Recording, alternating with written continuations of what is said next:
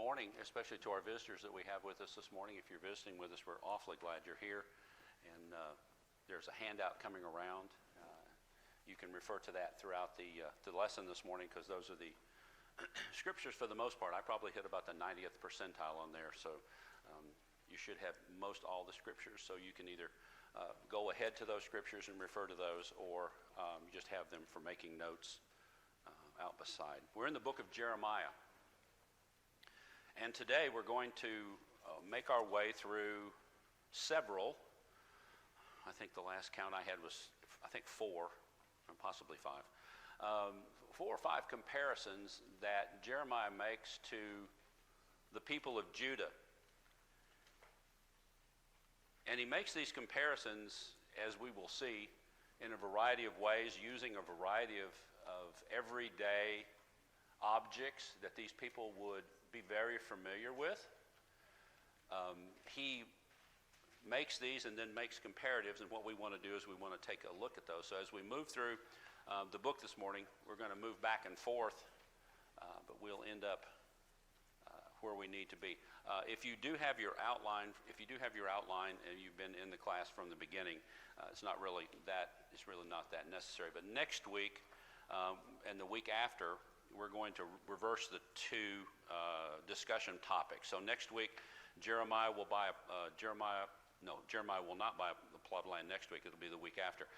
Next week will be chapter 30 and 31. It'll be the New Covenant, and that, for the most part, is probably the most uplifting, most positive message that Jeremiah has. You know that the book of Jeremiah is filled with a lot of negativity in his preaching to the people there in their sinful state. So there is a glimmer of possibility. There's a glimmer of positivity in his message over the next 2 weeks. So once we get through all the negatives that we've discussed throughout this class, we'll actually have some positive, uplifting messages from Jeremiah the next couple weeks. If you would this morning, as we begin, if you turn to Jeremiah chapter 2 and look at verse 13 specifically, and then we'll move down and look at another verse in a moment. Jeremiah 2 verse 13 says, "For my people have committed 2 sins, or 2 evils. They have forsaken me, the fountain of living waters, and have hewed out cisterns for themselves, broken cisterns that can hold no water." So it's interesting when we look at this, and in the first portion of the verses. So, for my people have committed 2 evils. What are the 2 evils? What are the 2 evils that the children of Judah, have committed? That's evil 1. They turned their back on God. What's the second evil that they've committed?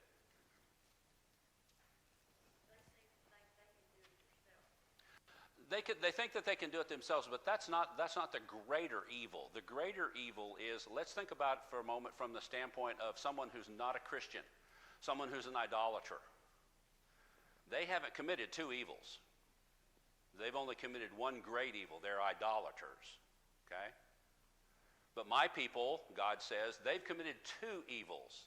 So not only have they turned their back on God, but what have they done? They've gone to worshiping idols. So they're the 2 evils. If you're an idolater, you're just an idolater. If you worship this world, if you worship the things in this world, getting stuff and doing that's an evil in and of itself, if you don't remember who the giver of all things is. But in this case, Jeremiah says, my people have committed 2 evils. Not only have they turned their backs on me, but they've gone into idolatry, and those are the 2 evils. So my people have committed 2 evils. They have forsaken me, the fountain of living waters, and hewed out cisterns for themselves, broken cisterns that can hold no water. So let's define, what is a cistern? In the Bible lands of this time of Jeremiah, what would a cistern be? And it's not a brethren. It's not a brother. It's a cistern. Okay, it's a water storage dug into what? Dug into the ground, specifically in what kind of ground? Rocky ground, because it has to be able to hold the water once you put it in there. So they hew these cisterns out of rock, and these rocks hold the water that they have to use for bathing, for drinking, for whatever else. Now, what would you suspect that water is like? Kind of skeezy. Not doesn't taste real well. Probably has a foul smell to it because it's going to absorb all the stuff from the ground around it. But now, not only have they hewn cisterns out for themselves to hold this water, what have the cisterns done? They're broken. The cisterns are broken. Now, what's that going to allow to happen? The water is going to either leak out, or the water that's in there is going to become even dirtier. Right? So think about a sewer line bursting, and it bursts into your drinking water. That's what he's talking about here. In modern day parlance, your sewer line has broken, and somehow it's gotten into your water supply, and you realize it, but you just keep drinking out of it. Now, what happens around here when the sewer line breaks and it gets into the drinking water? What do they issue? A boil ordinance. Well, these people didn't have a boil ordinance. They didn't know their right hand from their left. And God says, you've forsaken me, the source of living water, and you're drinking this. This is something they could relate to. How often do we hear about God speaking from the standpoint of being the living water? Can you think of some examples? The living water. Jesus and the woman at the well. I think that's John 7. I believe that's the reference that I put in there. It's John 7. I didn't get a copy of my own outline. That's all right. John 7. Oh, I have it down here in my notes. John 7:37. What did he say about the water? He asked for a drink. All of you that came to Equipped, there was a really good seminar on living water. He asked the woman for a drink. What was the problem with him asking the woman for a drink?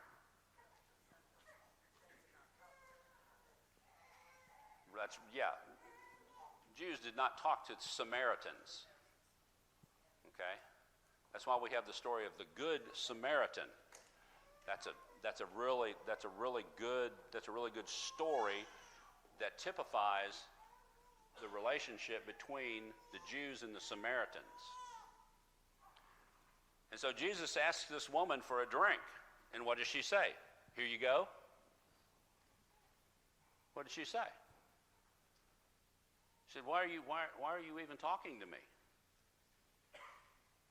And she said, you don't have a cup. You can't get water for yourself. And he said, the water that you're pulling out of that well, what will happen when you drink that water?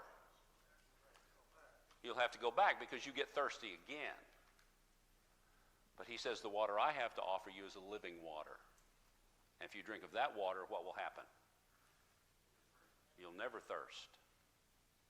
And so what's he talking about? When he's talking about living water, God says they've forsaken me, the living water,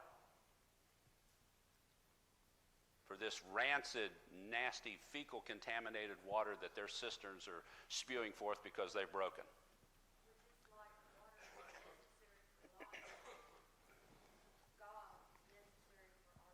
Exactly. Is thirst a natural human reaction when you're thirsty? How do you feel when you get thirsty? How do you feel? You've been out working, mowing your yard all day, or working out in the yard, or working in the garden and doing whatever, and you're thirsty. I mean, you're bone dry. How do you feel? How do you feel? You feel great, pepped up, ready to go and do more? I came off the golf course yesterday. Old Shankopotamus here came off the golf course yesterday, and man, I was dehydrated. I went home and I must have drank, I don't know how much water I drank. I drank a bunch of water yesterday. And it didn't quench my thirst because I'd gotten past the point of where my body needed the water and I was so dehydrated. How long can a man or a woman, how long can you live without water? 3 days. How long can you live without food? Just need to live without food a little more often, but that's all right too. So thirst is a natural reaction. It's It's a natural reaction. Now take what she said about the natural thirst reaction and now equate that to spiritual. Do you thirst spiritually? Can you not get enough of the living water? Or is it all right for you to walk around being spiritually dehydrated, spiritually thirsty all the time? Because you don't pick that Bible up at home and read it. You don't study with your family. And you don't do those things. And so you can quench your thirst physically, but you're going to thirst again. But spiritual refreshment will help you.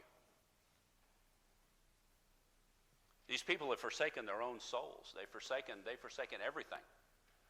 They've turned away from God completely. They've asked, and we talked about this in class, they've talked from the standpoint, nothing's happening to us. No evil has come down from the north yet. Nothing's happening to us. Why all this fuss? We'll just continue in our ways. We'll just continue doing what we're doing because nothing's happened. Who made the water? Who created the water? Who created the cisterns? Man. Man's best is no comparison to God's best. But these people think it is. They're perfectly all right with that. They've abandoned the God of heaven, the living water, and they've gone over to idolatry. So the evil they've committed again is two. The cisterns, by their very nature, are defective. They'll hold water for a while, but the water won't be any good, really. And if the cistern breaks, it's even worse. So they're drinking stagnant water spiritually when they could have the fountain of living water. Thoughts and comments on that?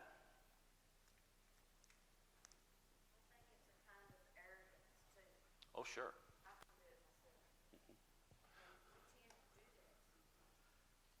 Well, they'll ask later on in the book of Jeremiah. It's not something we're going to look at, but if you're reading Jeremiah, they ask later on in the book, we don't need God. We have no need of him. He hasn't done anything for us. We're fine. Everything's going along well. Our lives are wonderful. We've got all these idols. We've got this physical prostitution in the temples. We've got everything we need. We don't need God. Now, how many people in the world today think that? A lot of people in the world. I'm convinced a lot of people in the church think that also. They come in and do their time on Sunday morning, come in here and sit for an hour, listen to me ramble on, sit and listen to the preacher ramble on for an hour, sing a few songs. They're out the door. Come back next Easter. Come back at Christmas. They're drinking from broken cisterns when they could have the living water from which they would never thirst again. Go on down in chapter 2, down to verse 32.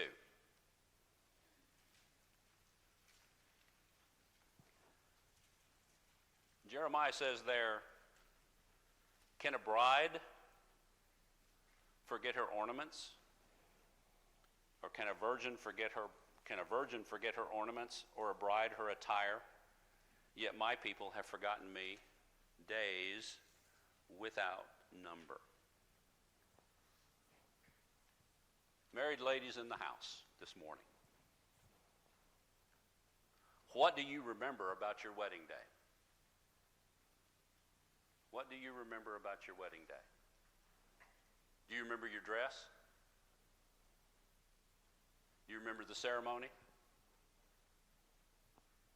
Do you remember everything leading up to the ceremony, up to the wedding? Do you remember everything after the ceremony? I would venture to say that there's probably not a bride, a married woman in this audience this morning that does not remember everything about her wedding day. Down to the very, and I'm not asking the guys because I'm sure I remember nothing. I was just there. I was there.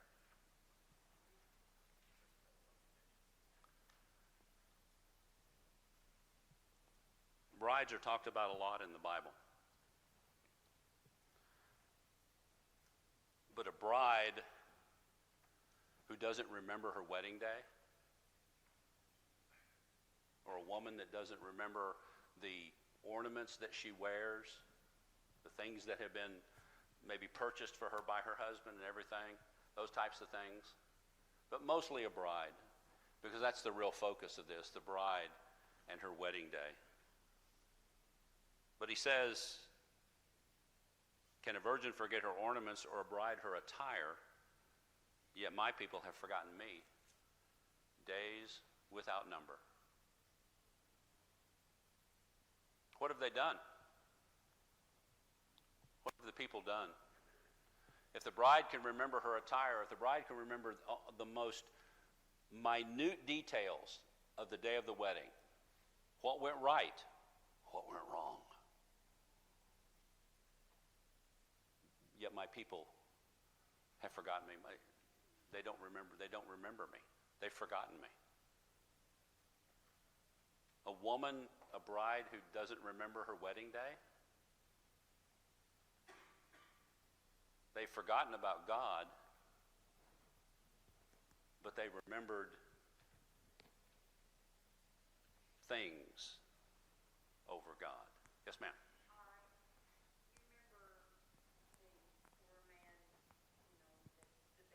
Mm-hmm. Lazarus.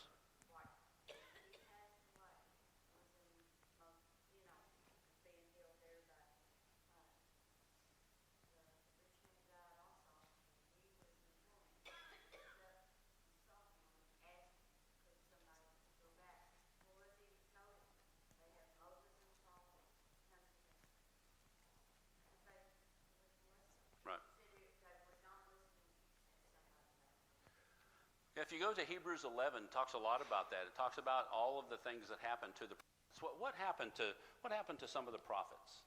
What happened to Jeremiah? He was thrown in a well and left in the well until someone came and eventually took him out. He had a yoke. If you've ever seen oxen that plow in the fields, he had a yoke put around his neck that he had to wear around. But that's not the worst of it. Hebrews 11 says that the prophets were torn asunder. They were cut in half. Tradition has Isaiah, also Jeremiah. The prophets were not treated well, because they brought a message that says God is not pleased and you need to relent from what you're doing. But they would not. They chose ornaments. They've chosen ornaments over spirituality. They've chosen the physical over the spirituality. Chuck?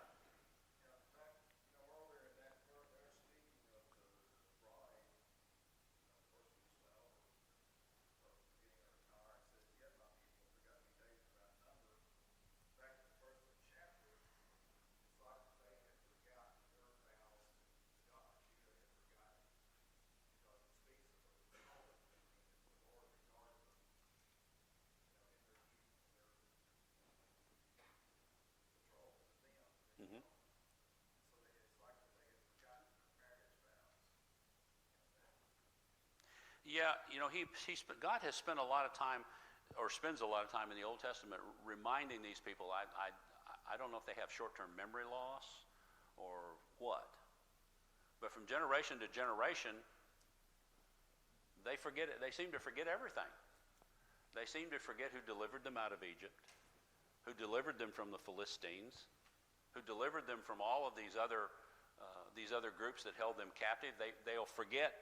They will soon forget who delivered them from the Babylonian captivity after the 70 years, which they haven't even started yet. They're going away into captivity. That's the beginning of Lamentations, is when he watches everyone go out of the city.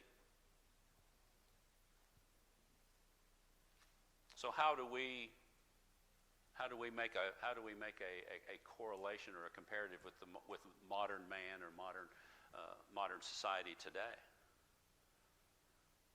We've chosen things over God.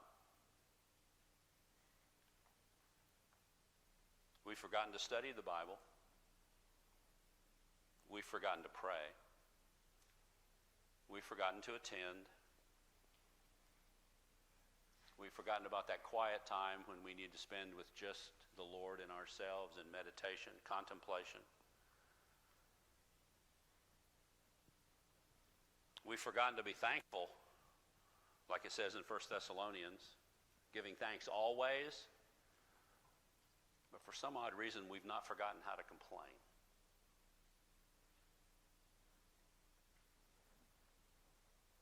We've chosen the physical over the spiritual. We've chosen the secular over the spiritual. We've chosen the temporal, the right now, for the eternity, for the eternal.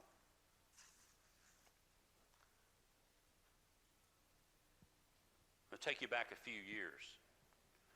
2020, 21. What was the cost of the pandemic to the Lord's church spiritually? What was the cost to the Lord's church spiritually during the pandemic? Do I need to remind you? Tell me what happened. Tell me what happened during the pandemic.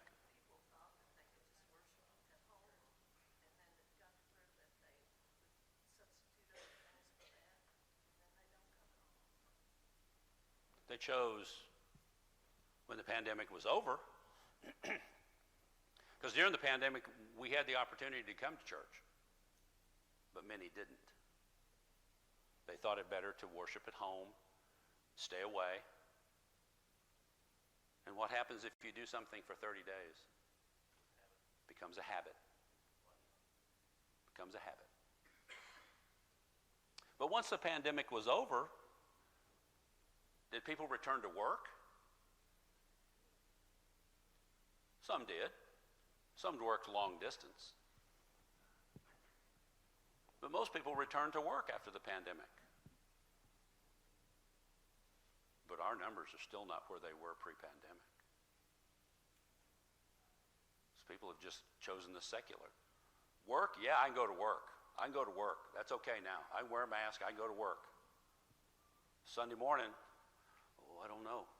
There's that pandemic out there. Maybe I just ought to stay home.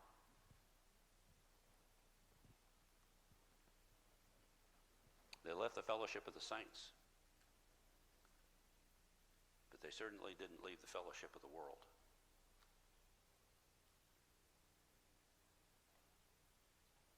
The bride's day is a specific day that woman will never forget. But don't you know that every day is God's day? When you get up in the morning, do you sit on the side of your bed and think, thank you, Lord, for another day. I'm going to make it 1% better than yesterday. That's all I'm asking. That's all I would ask for, is for the Lord to help me make my day 1% better than yesterday. Maybe not become so angry at those drivers on the road. Maybe not do all of the things that I know tempt me so greatly. Satan's got my number. He's got my number, and he's got your number. And he'll tweak you in every way he can. Because all he knows is that if he separates you from God, he's won.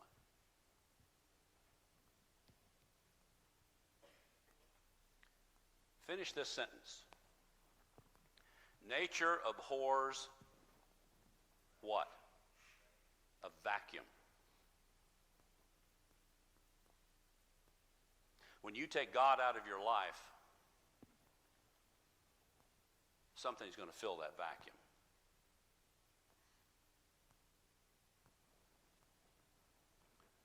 When you leave God, something is going to fill that vacuum. This is the same message that's been preached by people all through the Bible. And I put some scriptural references in there. Deuteronomy 30, verse 19. When Moses talked to the people, he said, choose you this day. Choose life or death. Choose blessing or cursing. Whichever one you choose, here's what's going to happen.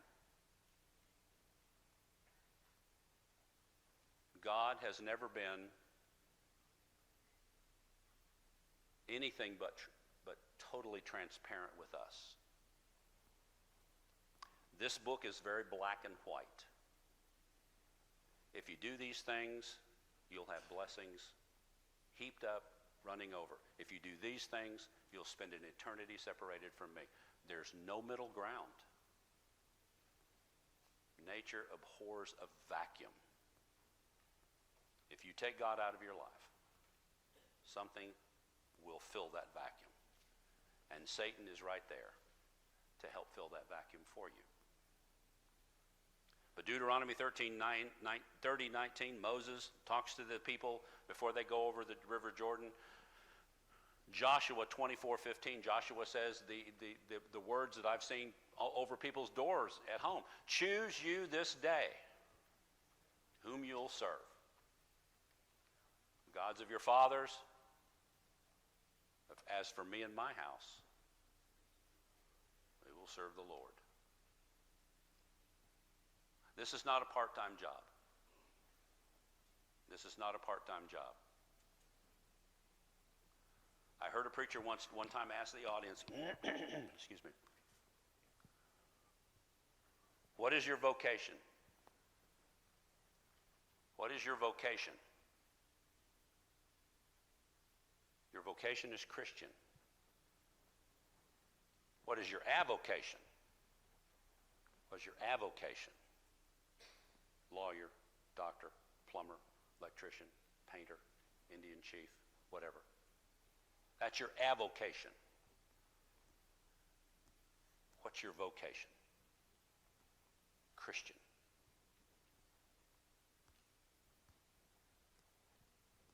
So Joshua tells them that he and his family will choose the Lord. 1 Kings 18:21. Elijah talks to the people. He says, why do you halt between two extremes? If the Lord is God, then serve him.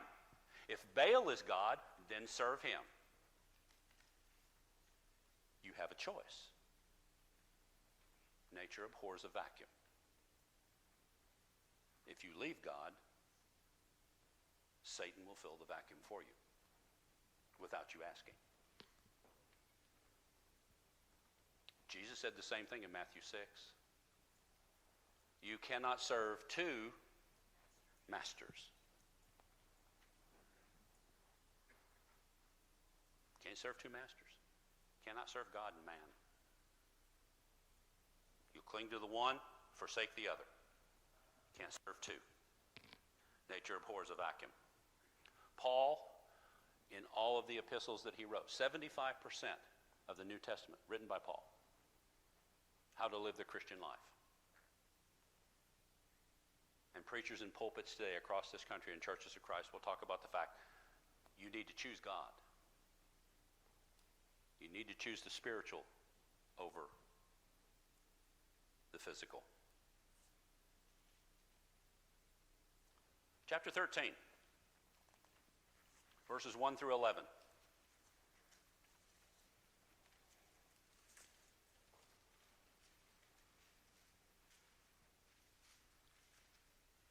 God says to Jeremiah, I want you to get a linen belt. Go and buy a linen loincloth and put it around your waist. Do not dip it in the water. So for those of you that don't wear linen loincloths today, don't expect anybody in here has one on. A linen loincloth was something that the priests wore. It was the closest thing to them physically. It was a linen loincloth that they wore around their waist. You think of a belt made of linen that they attached around their waist.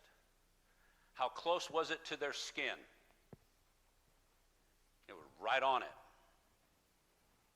There was nothing between that linen loincloth and their body. Got it? Jeremiah, go and buy a linen loincloth and put it around your waist and don't dip it in water. And Jeremiah says, so I bought a loincloth according to the word of the Lord, and I put it around my waist. The word of the Lord came to me a second time. He said, take the loincloth that you've bought, which is around your waist, and go to the Euphrates and hide it there in the cleft of the rock. Now, if you know anything about physical geography of in the area of the Euphrates today, the area of the Euphrates today is not a real rocky area. So there is an issue with the translation from the Hebrew for exactly where this was. We think, modern scholars think that this area was probably north of his hometown, northwest of his hometown, in an area that was very rocky. Irregardless, Jeremiah is told to take that loincloth down and do what with it? Put it in the cleft of the rock. Okay? So we're going to take the loincloth off and we're going to take it out somewhere out in the country here, up Butler County or wherever. We're going to take it out there and we're going to find some rocky area. We're going to put it in the crag of the rock and we're going to leave it there. So I went and hid it by the Euphrates as the Lord commanded me. And after many days, you don't even have to read through the rest of the sentence to know, after many days, that loincloth in the cleft of the rock, what's it going to look like? It's going to be soiled, going to be probably wet, going to have stuff growing on it. After many days, the Lord said to me, arise and go to the Euphrates and take from there the loincloth that I commanded you to hide there. And I went to the Euphrates, and I dug, and I took the loincloth from the place where I had hidden it. And behold, the loincloth, excuse me, and behold, the loincloth was spoiled. And it was what? It was good for nothing. It's good for nothing. The word of the Lord came to me and said, thus saith the Lord, even so will I spoil the pride of Judah and the great pride of Jerusalem. This evil people, who refuse to hear my words, who stubbornly follow their own heart and have gone after other gods to serve them and worship them, shall be like this loincloth, which is good for nothing. For as the loincloth clings to the waist of a man, so I made the whole house of Israel and the whole house of Judah cling to me, declares the Lord, that they might be for me a people, a name, a praise, and a glory, but they would not listen. God's people are like a girdle to God. As a Christian, you are that close to God. You're right up against him. Now you try to get your arms around that. You are that close to God as a Christian. The girdle is a very private, personal thing. You are a very private and personal thing to God. That's what it says. He says, I've worn you like a loincloth. But you're soiled and you're dirty. It's a very private, the loincloth is a very private and a personal possession, and it belongs solely to the person wearing it. Is that your relationship with God? Do you realize how close you are as a Christian? Do you realize how close you are to God? Ordinary property can be taken. Even in a bankruptcy, a person retains the clothing that he has. Sometimes I wonder if we realize how special we are to God. And if we realize that, how that would change our attitudes and our everyday actions. They are to be a glory to God, Jeremiah 13:11. And these garments are not only worn for clothing, but they're worn for grace and for beauty. God's people are not just safe with him, they're glorious with him.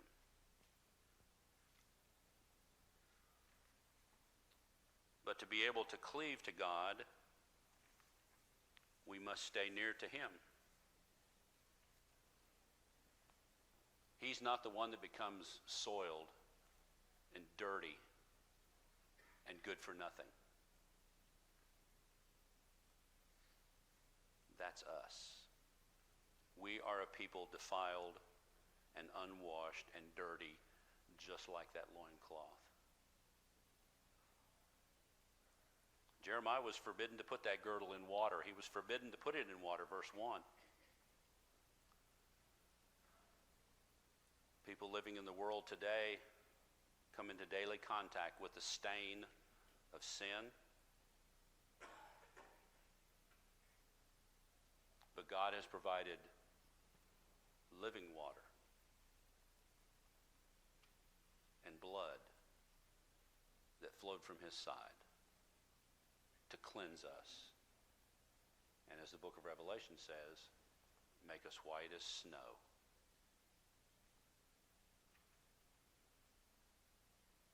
How do we corrupt our garment? How do we corrupt our girdle? Well, we corrupt it through neglect. They refuse to hear my words, he would say. Willful obstinance, as she mentioned a while ago. Their arrogance, they walk in their own paths, they don't need God, they refuse to hear his words. In positive disobedience. Positive disobedience. They walk after other gods and serve them and worship them. Positive disobedience. You go out of your way, knowing what's wrong to do, and do it anyway. Positive disobedience. You know what you're doing is wrong, and yet you do it anyway. All of us are guilty of that.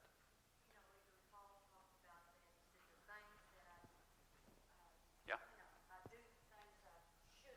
And I don't do things that I should do. He's no different than me. He's no different than you. There's a way that seems right unto a man, but the ways thereof, the ways of death. And on Judgment Day, you will get paid. Judgment Day is payday. Wages of sin, death.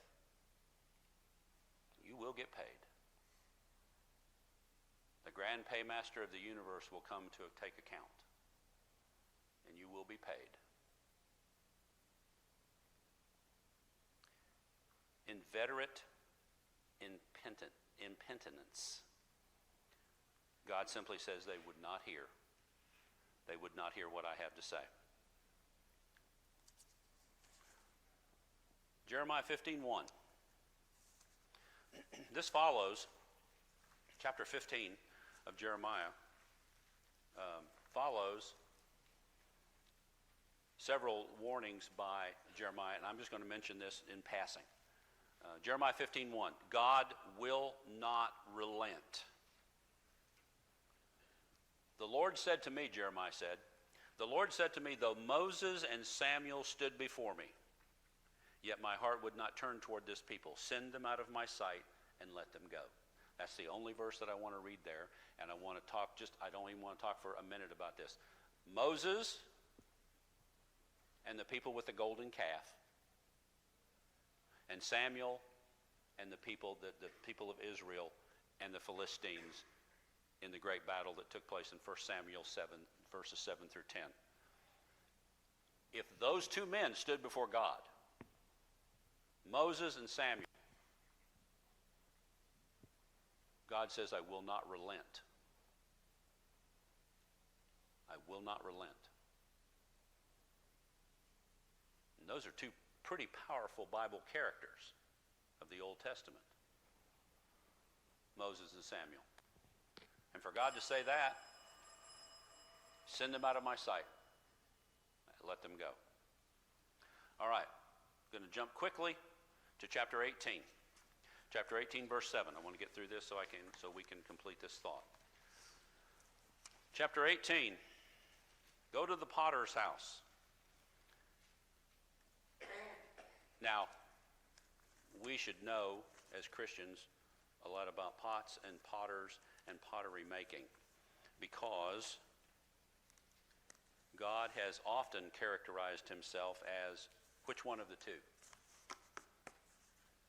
He's the potter. And what are you?